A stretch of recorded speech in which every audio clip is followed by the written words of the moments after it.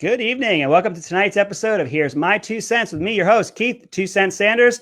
We're live all over the place tonight. I got my TikTok going over here. I got a pretty good following, so thank you to all. Thank you, everyone here. And we got a good following going online tonight. We have a lot going on tonight. If you are new around here, we run this show every Thursday night, 7:30 p.m. Eastern on RAMtv.Live or on Right America Media on Facebook. If you're seeing us on YouTube, check us out live Thursday night, 7:30 p.m. Eastern. And what we've done around here is change things up just a little bit. I used to be a half-hour show. Now we're doing a 1-hour show. The producer informed me that he's just getting bombarded with requests for more and more of me. I didn't believe him when he said it. He's smiling behind the scenes because he's kind of a shy guy. I'm a shy guy too. But here we are. We're doing an hour. I actually really like it. I appreciate the opportunity. If you're new here, my name is Keith. I go by 2 Cent. It's an old call sign that I had when I was in the Air Force. And this helmet right here, I actually used to wear this helmet when I was in the Air Force, flying as a weapons officer over there, B-52 guy when I was in the Air Force. So I'm a conservative. I come with a conservative approach. I don't like to yell and scream and get upset. There's a lot that we're not happy with as conservatives right now. But something that I'm doing in my approach is trying to stay even-keeled and to bring people in. Something that's been happening on my social media, and I got folks right here, something I've been doing is staying cool, calm, and collected. And I've actually heard people say this is the most level-headed Trump person I've ever seen. This is the most even-keeled Republican that I've ever talked to, which is great, because it's giving people an opportunity to talk to people that they normally would not talk to. So they'll take that forward next time they talk to somebody that they disagree with, and then they'll take it forward and they'll tell two friends and they'll tell two friends. So with all the intros aside, I think we would be remiss if we didn't take a little time tonight to pay respect to Rush Limbaugh, the granddaddy of them all. It's very upsetting to hear of his passing. It was something that was coming along. He had been ill for a while. If you're not sure who Rush Limbaugh was, very quickly, he's the reason that there's any conservative radio out there. He's the reason that there's really any conservative messaging getting out there. When he started with his show in the late 80s, there was nowhere to find a conservative viewpoint. A little bit here, a little bit there, maybe a weekly show here. There were some things that were on PBS, pretty hard to find, not something that anybody really watched. He became mainstream very quickly. And the reason was because there was roughly half the country that was looking for that outlet. He had a very good way of explaining what was happening without talking down to people. And he had just an innate way to entertain while he was giving that messaging. Now, was he perfect? He wasn't perfect, but he did atone for mistakes that he made along the way. And for the treatment that he's been receiving from the media since is appalling. It's disgusting. For rotten hell to trend and for rest and piss to trend afterwards is appalling, abhorrent, and utterly disgusting. Of course, it's allowed on social media, and there's no fact checking and there's no guideline violations for that. When Ruth Bader Ginsburg, who did a lot of things that I disagree with, passed, President Trump gave his respects. People from the right gave their respects. They may have pointed out spaces where they disagreed with her, but they didn't say anything like what you see here. So, of course, it's another instance of our tolerant left continuing to be ever so tolerant. But let's get past the negativity. Rush Limbaugh is the reason that there's anything like what you're seeing here, that there's anyone who feels that they have a voice to spread a conservative message. So if you do see that stuff online, ignore it. Understand that he was a really good person. He was not perfect. He atoned for his mistakes. And best of all, he absolutely loved America. All right, we have a lot to cover tonight. There's a lot to cover tonight. I was actually talking on my live before we started here. When this week started, I wasn't sure that we were really going to have much to talk about. And as I was prepping for the show tonight, I was having to trim up. There's a couple topics that I really want to talk about tonight that we just can't. Things really went off this week. Things really went crazy. And there is absolutely a lot to talk about. After my show, which you can find here on RAMtv.Live, 7:30 p.m. Eastern, every Thursday night, or on Right America Media on Facebook, we have a new show. It's called Loaded Mic with Dan Wass. And I hope I'm saying his name correctly. So he's a new addition to our show. He'll be on right after me. And I really hope that you'll stick around to watch him. As I mentioned, we're growing pretty quickly here on RAMtv.Live on Right America Media. And I think it's because people have been getting the message that the deplatforming is not going away. and that if they want to find something other than a liberal's point of view, they're going to have to search it out.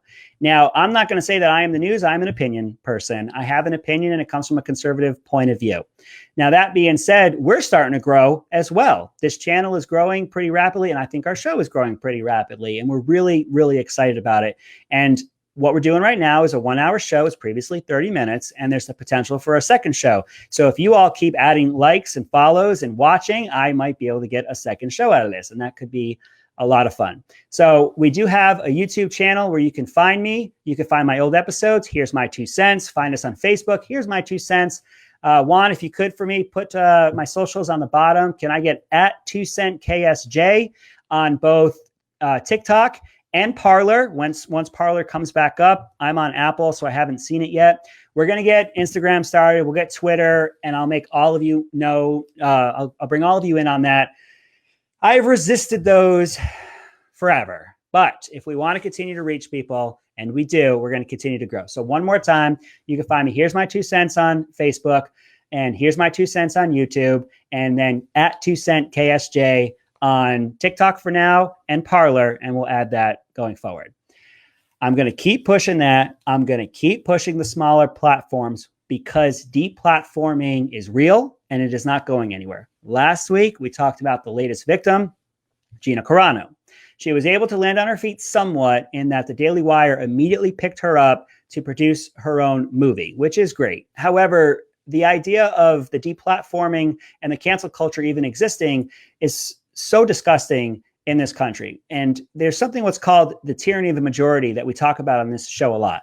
And in that, if you have 51% of the people that want your bike, they get your bike. And that's not what this is in this country. You have representation of the individual, protection of the individual. So when I see a situation where when my party's in control, like when we had the House, the Senate, and the White House, I would not advocate for a situation where we oppress the other side because we had the majority. And the reason is because I would hate for that to come back the other way. So in protecting the individual rights of those that I disagree with, I am also self-serving and protecting my own rights. Unfortunately, when the left gets in control, they want to deplatform everything to include Parlor, an entire platform, Candace Owens, the sitting president at the time. So if you can, if you found us on Right America Media or found my YouTube channel, continue to support these smaller outlets. Even if it's not us, please continue to support those. All the shameless plugs aside, I said I was going to stop once. I think I did it twice. All of that aside, let's get into the meat of this week. Impeachment Part 2 finally finished up. We're going to talk a little bit about what was that really about. Cuomo cancels the term cover up. I can't wait to talk about this one. Fauci, Harris, and Biden disagree on vaccines. There was the town hall disaster. We'll spend some time on that. And the press are certainly pressing Biden, pun intended. So with all of that being said, here's my 2 cents on Dems defending Dems defending Dems. Big topic, first topic of the week, impeachment, Part 2, it's over. Talked about this last week, and the same thing carries over this week. Who cares? Honestly, who cared? No one cared about that impeachment. Everyone knew what the outcome was going to be. I talked about it last week. I've talked about it on TikTok. I've talked about it on other social platforms. The reason was for the Democrats to be able to smear anyone who didn't come along with them and for them to get their sound bites. They wanted their sound bites for their reelection, and they're going to get it. Now, here's another way that I know no one cared. Any of my social media posts that talked about impeachment did horribly. Did absolutely horribly. Nobody wanted to talk about it. Nobody wanted to look at it. Nobody wanted to even get mad about it. Usually I could find a situation where people are so sick of it, but they're mad about it, so they'll continue to watch. Nobody cared. Absolutely nobody was watching. But something that occurred to me today was, if they knew they weren't going to get these votes, and they did know that going into it, what was the point? Really, what was the point? I know I earlier said that it had the concept that they could draw this line and you're bad if you're on that side, you're good on this side, and I get my sound bites. What was really the point? And it really comes back to the idea of whatever's going on in Washington, it's to distract you from something. It's look over here, don't look over there. And we talk about that a lot on this show, and something I talk about on my social media sites. So what was the thing they didn't want us looking at? What happened just 2 weeks ago? they started passing that $1.9 trillion spending bill. Does anyone have any idea how much money that is? That is an insane amount of money. And they have handed it over to these different committees that are going to chop it up, divvy it up, and decide where it's going to go. So then for the next week, we have to talk about impeachment and Trump and this big shiny object and look at all these videos of these horrible things that people did at the Capitol. No one was asking what was going on in the COVID relief bill. And no one's going to ask what's going on in that COVID relief bill until it just shows up on our door and you have to get it out and sign it because the American people need it. And if you don't sign it, you don't want help to get to the American people and you're bad and everyone has to sign it. And guess what's going to be in it? There's going to be money for the Kennedy Art Center again. There's going to be money for gender studies in some random country. There's going to be other money that goes to random places. $1.9 trillion is an insane amount of money. And unfortunately, I'm fearful. I had some hope a couple weeks back. I'm fearful that $15 minimum wage is going to make its way into that bill. We have a temporary situation, and I've had people push back on me and laugh at me, scoff at me to say, oh, COVID is temporary. There's a thing called herd immunity, and that herd immunity is accelerated through a vaccine. And we have 4 of them. And we have over 1 million shots going into arms every single day. We will reach herd immunity at one point. Therefore, this is temporary. So we're going to take a temporary situation and we're going to put a generational impact on the bill. First of all, we're at 6.3% unemployment rate right now. And of the states that stayed open, they're less than 5%. So I don't understand the continued need to shove money into people's pockets when we could be spending money on safely reopening. But then again, people aren't completely reliant on the federal government. So that's obviously not going to work. So impeachment's sole purpose, not sole purpose, I'll be honest, not sole purpose. There's a lot of purpose. One of the purposes that I don't think people have talked about was that they were hiding what was going on with the COVID. Now, I have hit down a couple times on the concept that they were in it for the sound bites. So you want sound bites? We got sound bites too. One, can you play for me cut 2? This is Trump's lawyer shortly after the acquittal.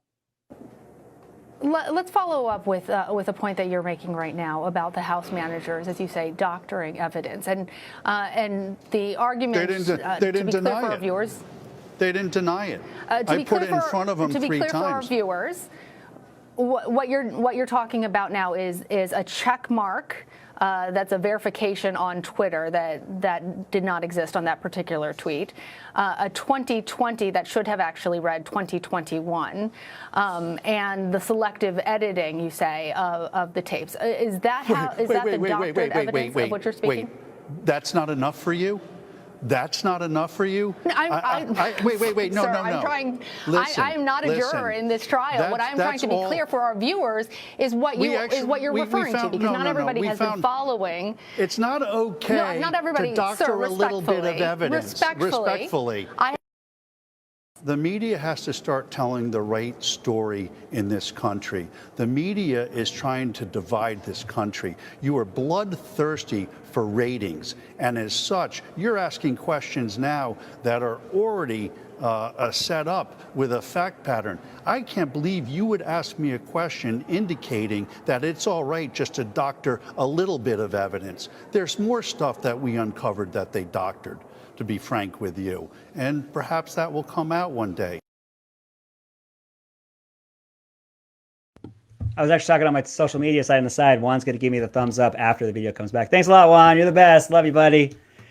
How much do you love the concept that, well, it was just a check mark and it was just the date and it was just completely false, but if I spin it in this way, then you're the crazy person, aren't you? The gaslighting is amazing. Now, if you don't know what gaslighting is, it comes from an old movie. I think it's called Gaslight. And this guy wanted to make his wife feel like she was crazy. So something that he did was he would turn down, this is back when they had the kerosene lamps. He would turn down the light just a little bit. And then she would say, well, did you turn this down? And he would say, no, I didn't. And he would keep doing things that made her think she was going crazy. So now we have this term called gaslighting. So gaslighting is constantly convincing somebody of something that just isn't true. So when she starts spinning it, it was just a check mark and it was just this and that, it's evidence that you're putting forward to convict somebody of the article of impeachment that's in front of you. But it's no big deal, right? It's just no big deal. She just wants to gloss over the manufacturing of evidence because, as is usually the case, nothing to see here, folks. There's nothing to see here, folks. There's nothing to see here when we have these House managers, who a lot of them are lawyers, mind you, manufacturing evidence. Now, that being said, we had our own fun. There was a lot of sound bites that went out. Come the next election, you're going to see a lot of them, and you're going to see it in black and white and grainy and all that silly stuff that they do. And they're going to get their sound bites. I wanted some of our sound bites. But that being said, here and now, I am pledging to you, I am done with impeachment. D-U-N, spelled that correctly, done with impeachment. I'm doing a hard turn. I'm done with impeachment. We're moving on. I'm going over to your boy, Andrew Cuomo, up in New York. Let's go in the Wayback Machine and remember what actually happened. Now, when this all kicked off, you'll have to remember, Trump was an idiot. Trump was out of control. Trump didn't have a handle on anything that was going on. And we got the daily briefings in contrast of the great Andrew Cuomo, who recently was awarded an Emmy Award for his daytime talk show of talking down to reporters and then being hailed by those same reporters as a great and victorious leader, to include his brother Fredo, which we're going to get into shortly. Now, remember, he was the antithesis of Trump, whereas Trump was all over the place and telling people to inject bleach into their bodies and all the other things that they twisted and churned. He was clear, and Cuomo. Cuomo was clear, he was concise, and best of all, he was truthful. Remember that. He was truthful.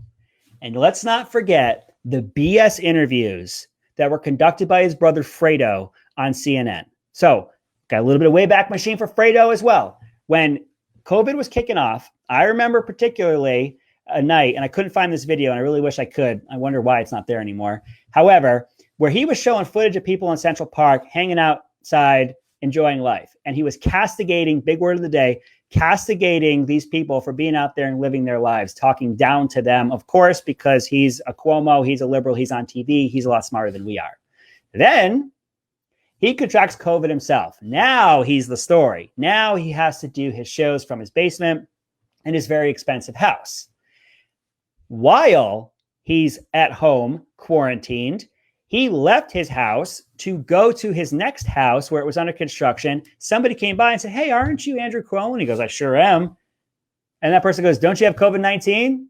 And Cuomo yelled and screamed at the guy for calling him out for rightfully what it was. Now that we have it set of what Andrew Cuomo was doing and how he was hailed, a great leader, and what his brother was doing, pointing the finger at others and then doing it himself, I want to play for you. One, let's get cut 7 going. This is Fredo congratulating his brother before anything was even over. I'm wowed by what you did, and more importantly, I'm wowed by how you did it. This was very hard. I know it's not over. Obviously, I love you as a brother. Obviously, I'll never be objective. Obviously, I think you're the best politician in the country.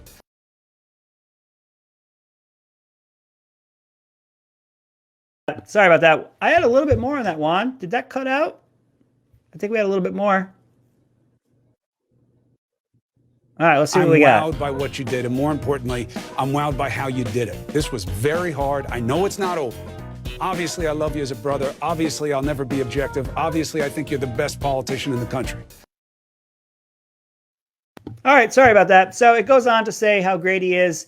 And of course, Andrew doesn't miss the moment to also say how great he is. I'll do better for editing that together for you guys next time.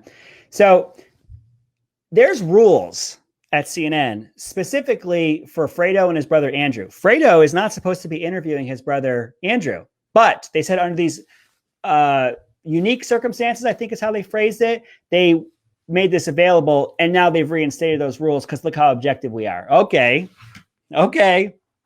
So when Andrew Cuomo is being hailed a victor, a great leader, the antithesis to Trump, let's put him on the air with his brother.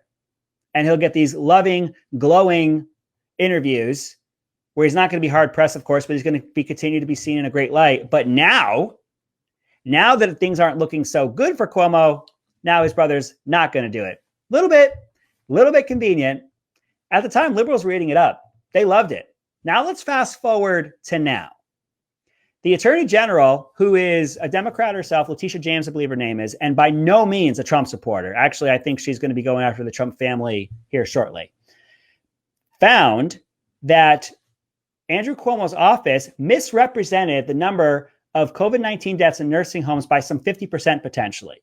Now, why is that important? Back in March, when this all kicked off, Andrew Cuomo set a rule, a mandate, an order that the nursing homes had to take in infected elderly. Now, at the time, we knew that the elderly were highly susceptible and the highest of risks. He mandated that they go back to these nursing homes. Here in Florida, DeSantis actually followed the science. He segregated his most vulnerable. And as a result, we're the second oldest population in the country, and we're 34th in deaths.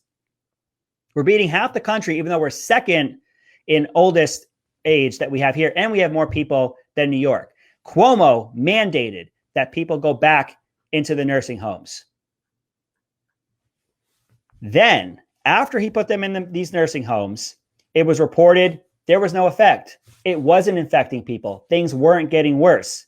This is a ready-made scandal if there ever was one. You're going to make a decision this big, and it has no impact on what's happening. All it takes is a 2-second look into this, and you will start to see a little bit more. But the media wasn't there to cover this.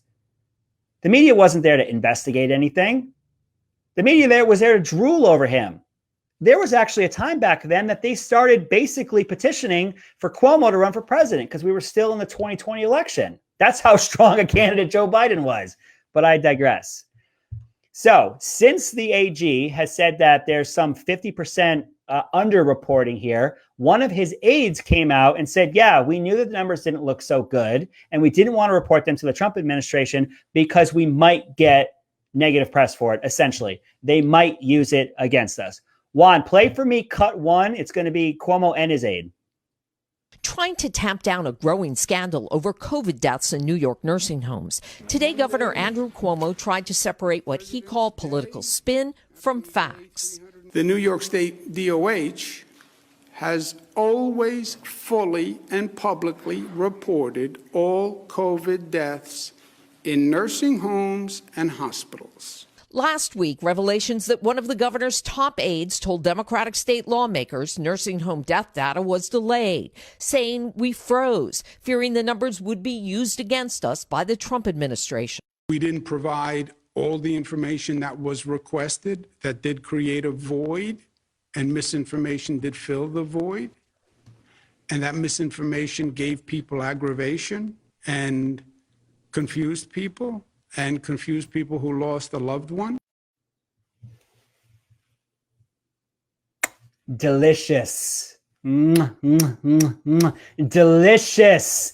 This man just from now until forever got rid of the term cover-up. Cover-ups do not exist anymore. I want to thank him so much.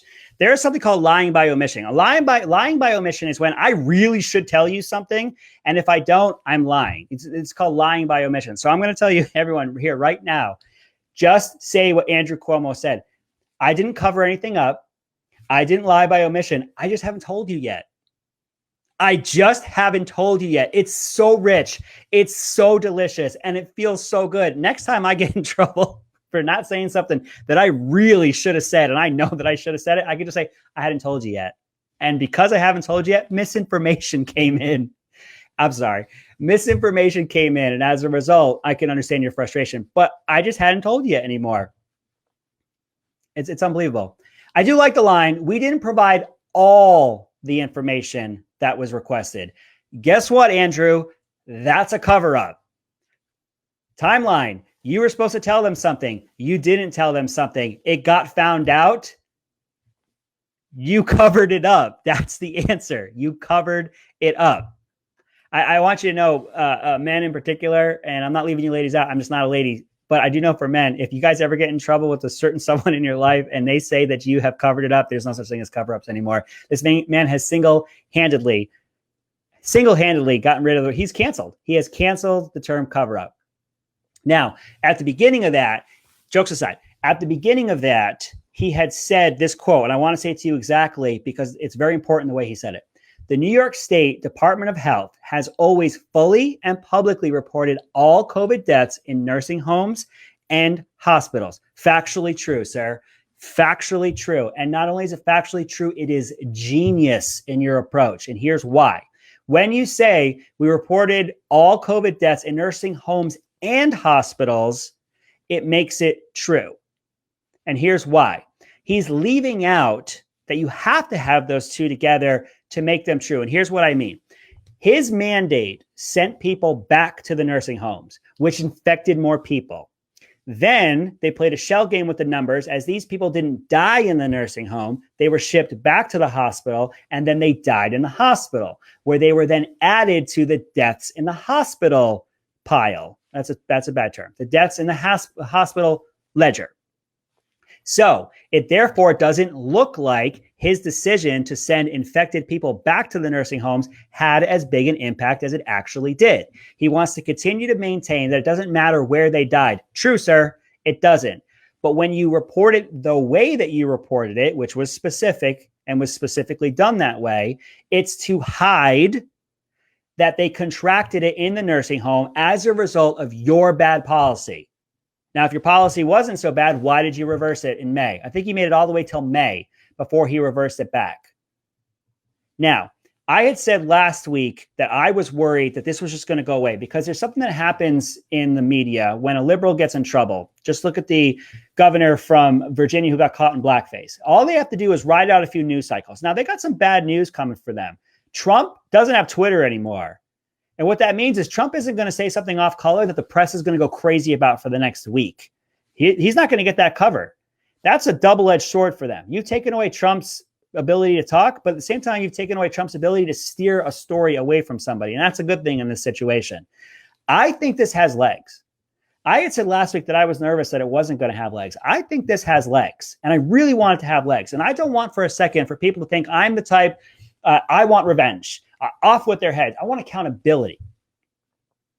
I want some accountability. When you take on that role, you take on that high level responsibility.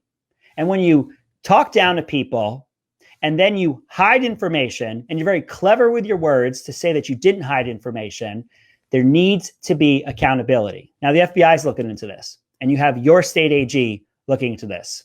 Now, once upon a time, I remember, these gray hairs will let you know, I've been around long enough to remember when people in each party held the other people in their party accountable. They would not stand for things like this. They would say, if you're a liberal, if you're a Democrat like me, and you represent us this way, we can't have that. There has to be a level of accountability from within as well. However, now there's the fear that if they do that and the media covers it objectively, God forbid, that they might lose that seat. They might lose that governorship. They might lose a House seat and so on. So it has to be put aside, if not covered up, if not ignored. I really hope this one continues. I really want to see some accountability. Those were not easy decisions to make at the time, but better decisions were made in other places, and the media showed you in the greatest light the entire time. Why? Because you were anti-Trump. You were the antithesis of Trump. If he said left, you said right. If he said up, you said down. And of course, you were right. I do want some accountability. Sticking with COVID, but moving up to the federal level, when Trump was still in office, there was this constant need to pit Fauci against Trump, Dr. Birx against Trump. And it was constantly to pit a wedge, or to create a wedge with the media. With the public and Trump. Now you have Fauci, who doesn't necessarily agree. And he's not pushing the same message as the White House, and that's not being used the same way. When it was Trump, the smallest discrepancy, earth-shattering. Absolutely 100% earth-shattering. You have Fauci now saying things one way, Harris is saying things another. Biden is all over the place, of course, as he continues to meander through life. Harris was asked directly if teachers needed to get vaccines in order to go back to school. She stuttered and stammered her way around to say that health was important and schools were important, never answered the question. Some people are arguing that's because they're kowtowing to the teachers' unions, and the teachers' unions are pressing them so hard that they're doing everything they can to appease them. And of course, they're not getting anything that they need, and the children, our children and our families are suffering for it. Now, there's been a story since day one that the Biden administration has been pushing, which is they're starting from scratch. How can you start from scratch? How can you say there were no vaccines? How can you say there was no way to vaccinate people when there's footage of all three of you, Fauci, Biden, and Harris, all three of you getting the vaccine? I have footage of it. How can that exist and you say that you were starting from scratch? Juan, play for me cut 4. Let's see what all three of them have to say, Fauci, Harris, and Biden. There was no national strategy or plan for vaccinations. In many ways, we're starting from scratch on something that's been raging for almost an entire year.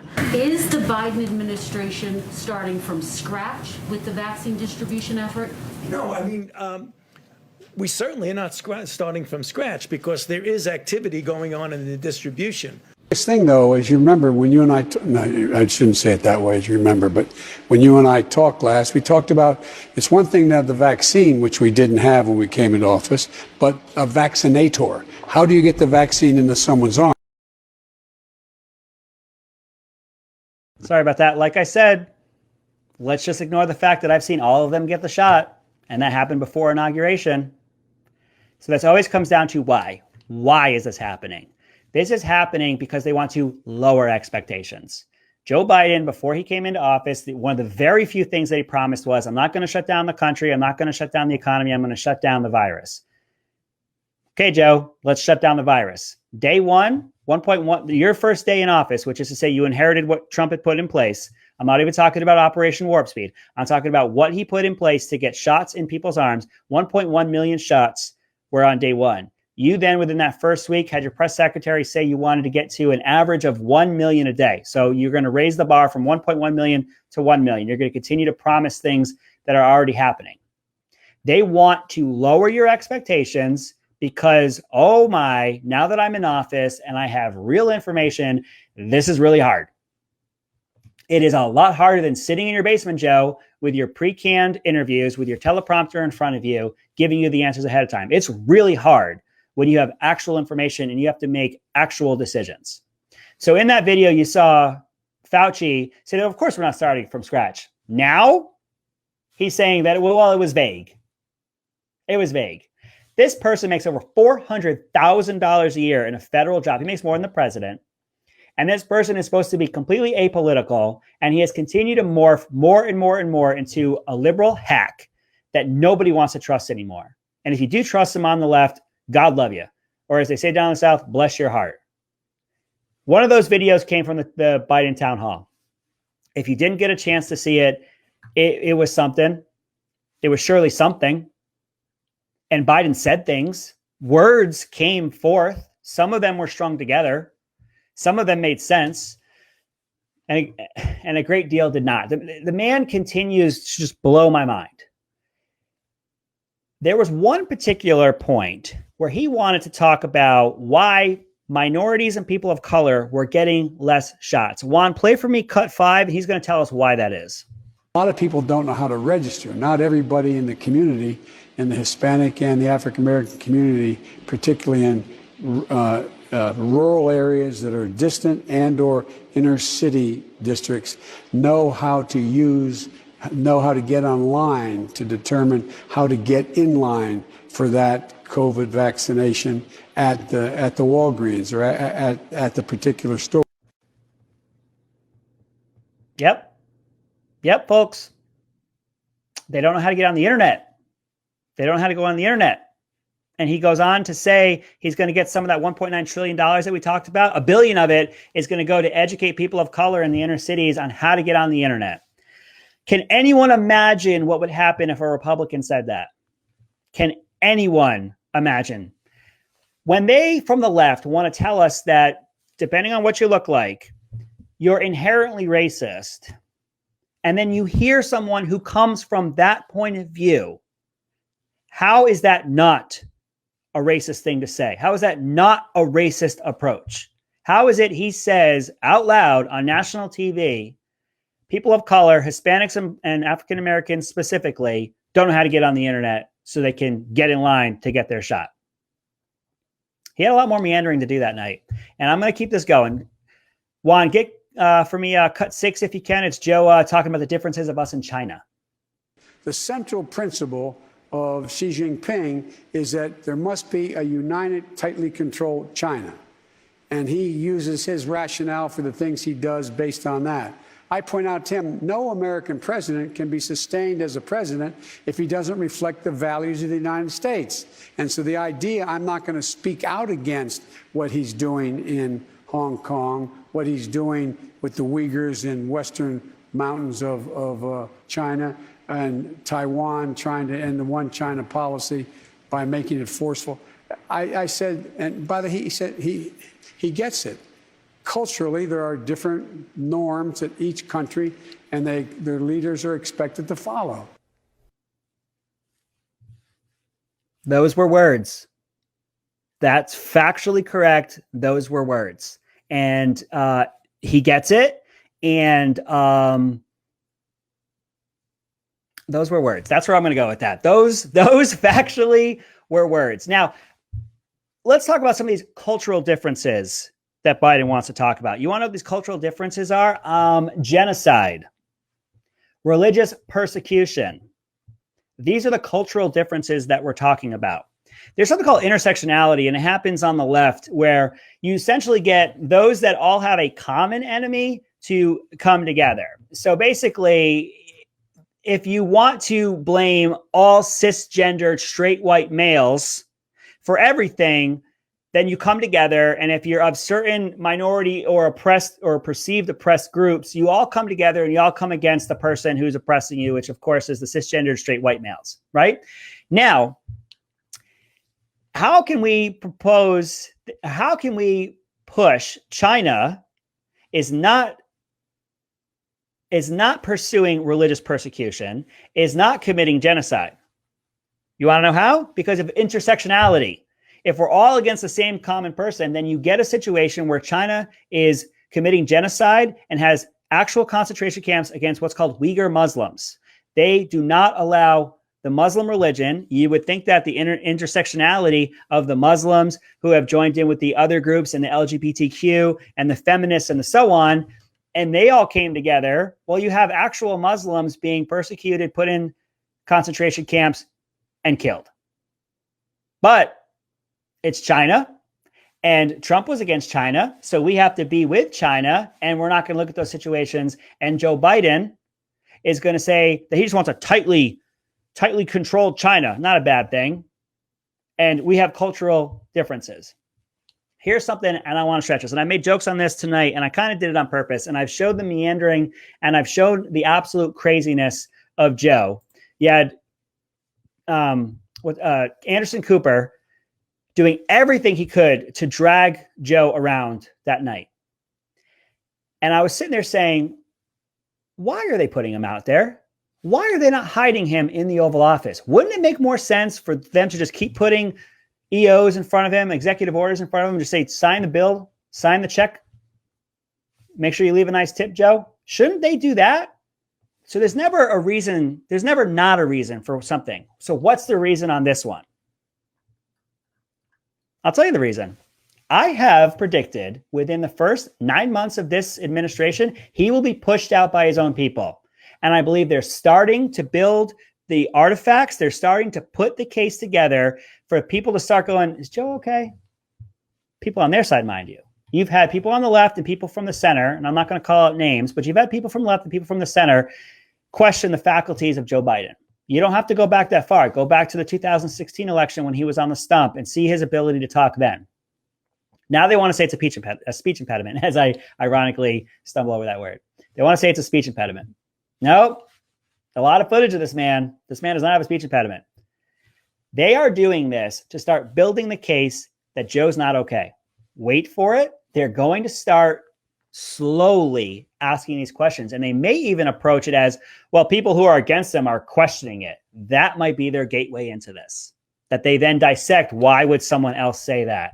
And then they'll slowly start to turn that public opinion. Remember, they spent over 1.5 years telling you that Joe is a centrist, Joe is not losing his faculties, and Joe is a good guy. Now they have to change that opinion. And they're going to do that by slowly doing things like this and showing you and having people start to question it. So the media is always complicit in this, right? And I've been really alluding to that right now. The media is always complicit in this. And something else the media is complicit in is the treatment of Joe. Let's take a look at an impromptu meeting with the media between Joe and the media on the White House lawn. Can you play for me cut 3, 1? You'd all be here, but we'll be here. Love your dog. We live here. Yeah, thanks. That's good. I'll bring the donuts next Friday if you come back. Okay. I tell you what, I apologize. Here, I didn't have a taste. I didn't even have a taste. Here, come on. I promise you. I'm going to get in trouble. I don't have my mask. I give you my word. I didn't have anything. Well, thank you. I appreciate it. Okay. All right. No mask. No mask on federal land. What are we going to do? No mask. There was 2 of them. There was 2 of them, no mask. I'm surprised his eyes didn't pop out and start melting. He just walked right up to her. You're in COVID. COVID's going on. What's the best thing to do right now? Walk right up to someone with no mask, Joe, and hand her your coffee. That is the absolute best thing you could do right now, Joe. Go give that woman a coffee. Go back to the beginning of that. You have a reporter calling out, "I love your dogs, Joe." I don't even think he heard it. I actually had to turn the volume up on that really high, and I don't even think Joe heard it. And he's standing out there with his coffee just on the front lawn of my house. The house that happens to be white over there. The White House just happened to be here. Oh, I didn't see you there, folks. I didn't know you'd be here. Joe, you can't go to the bathroom without the press being outside the door. It's worse than having a toddler in your house. There's no privacy, buddy. And you're going to try to say, "Oh, I'm just out here walking my dogs on the lawn right now. Oh, just having a cup of coffee. Just out here, got my jeans on. Just a regular guy, regular Papa Joe." And then the man walks right up to them on federal land, no masks, hands her the coffee. I honestly couldn't think of a better thing to do in that moment than to share your coffee, Joe. When I go out to buy a coffee, I got geniuses on the other side of the glass wearing a full hazmat suit like you see in the movies, handing me a coffee. But this guy's going to walk right up to a stranger with no mask on federal land and hand her the coffee. I absolutely love Joe Biden and the joy that he brings me on instances like this. One more thing I want to talk about, and I wasn't sure if we'd have time, and I'm glad that we do. Things that are going on in Texas right now. I've been making a lot of jokes tonight because it's been a little bit negative in the last few episodes, and I really wanted to sort of liven it up. We've had our fun tonight, and we've made a few jokes. Things are really tough for American citizens. I don't care your color, sex, or sexual orientation. I don't care who you voted for. You're an American, and you're suffering right now in Texas. And what does not help is the finger pointing to the system that is in place for providing power. So right now you have liberals who are saying things along the lines of Texas wanted to run their power supply like a business, and their businesses don't care about people. Okay, so you have a once in 120-year weather cycle that has impacted this area, and they're not able to keep up with it. And it's run privately. How is California doing with their everyday seasonal known patterns? Every summer when it is hot, and they know it's going to be hot, how is your state-run power doing? How are those blackouts? How are those rolling blackouts that you have to do because you can't keep up with the demand in your known weather patterns? So they want to point the finger and say, because they wanted to run it like a business, that's why we are here. You have a once in 120-year weather phenomenon that they can't keep up with. California, with your state-run system, can't keep up with normal weather. And to make the argument that private companies don't care about their customers and therefore they don't have to do anything for them, their customers are the reason they are in business. If they don't treat their customers well, they lose their customers and they go out of business. When you have a state-run facility, when you have a state-run resource, you have no outlet. You have nowhere else that you can go. You have no other way to hold that government accountable, which is how you end up with rolling blackouts, which is how you end up with a population that cannot hold their power suppliers accountable because they don't have a choice. So thank you for making the argument for private electric. When you have a state-run facility, a state-run resource, people have no options, no recourse, and you end up with a situation where they can't take care of their customers. When you have a business-run approach and it is private, You are going to have electricity. It's hot in Texas too. Guess what they don't have in the summer? Rolling blackouts. When you get a massive storm that comes down and actually sticks around for a couple days and happens every once in 120 years, you're going to have impacts like this. Now, that being said, our friends in Texas are hurting.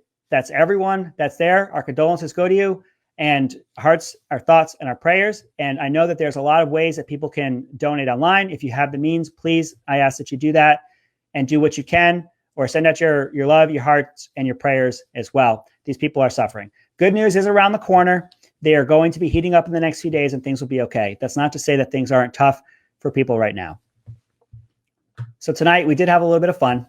I think we had a good time. I'm trying not to be negative all the time.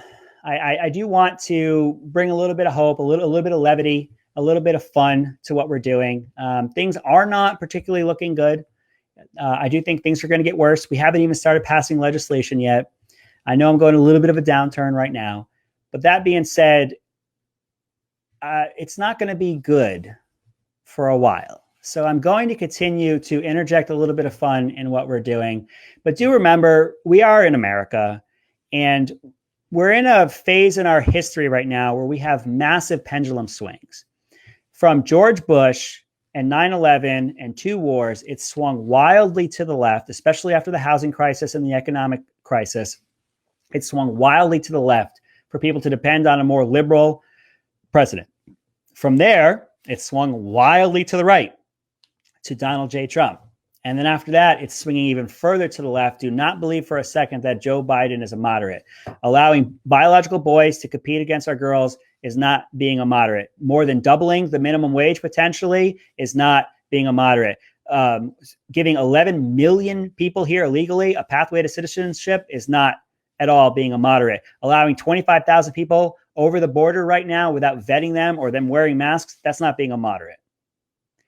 And the media will be there the entire time to continue to lull you to sleep. There's a concept we've been talking about on the show, and I'm going to continue to talk about, which is the concept that they are imparting so much nothing upon you. That's why I showed you the video of that very impromptu dog walking scenario where he met the press. Oh, I didn't know you folks were going to be here. Hey, Joe, I love your dogs. Hey, Joe, I'll bring you coffee. It's just Papa Joe. He's just a nice guy. Him and his wife are out for a walk today with the dogs before he has to go to work. They're imparting so much nothing upon you that you get bored, that you stop looking.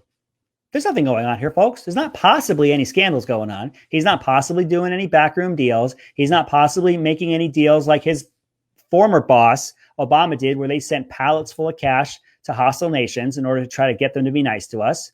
There's no reason to look here, folks, because there's just nothing going on. And they are going to continue to impart upon us this nothing. But like I did say, we're going to be a little bit more upbeat. We're going to have fun with this. And I ask that all of you continue to follow the smaller outlets, continue to follow your conservative creators. It's getting tough for us out there. The deplatforming is real. The cancel culture is real. I personally actually signed up for the Daily Wire, and that was to help to support Gina Carano's efforts to overcome her deplatforming. And if you can, I ask that you do that. If you can't, you can support with your eyeballs. You can show up and you can bring your eyeballs. Now, on one of the breaks, I actually had a situation over here where somebody was trolling me. And I quickly let him know, you can come on here and troll me whenever you'd like because you brought your eyeballs, and that helps the algorithm, and it's going to help keep people to keep coming in here. And the same goes on the positive side. We may not be able to donate money, but we can donate our time, and we can continue to support in that way. And I encourage you to do that. It's going to be tough for a while. The deplatforming is going to get worse. From what I'm understanding, Parlor is going to come back up on their own infrastructure, which will be a great thing. We are independent here as well. You can find us on RAMtv.Live. That's where we are independent. You can also find us on the social media site, Facebook, if you've heard of it. I'm being sarcastic. If you look up Right America Media on Facebook, you'll be able to find us there. You can find my YouTube channel, Here's My 2 Cents. You can find me on the Facebook at Here's My 2 Cents. And we'll get IG and we'll get the other social media platforms going as well. It's tough right now. I am making that point several times over. So continue to support the smaller outlets. Continue to be heard. And do not let them put so much nothing on you that you just stop looking. with all that being said, I appreciate everyone for being here tonight. Thank you if you found us on YouTube. Thank you for being here on my live that I'm doing right now. And again, with all that being said, that has been my 2 cents on Dems defending Dems defending Dems.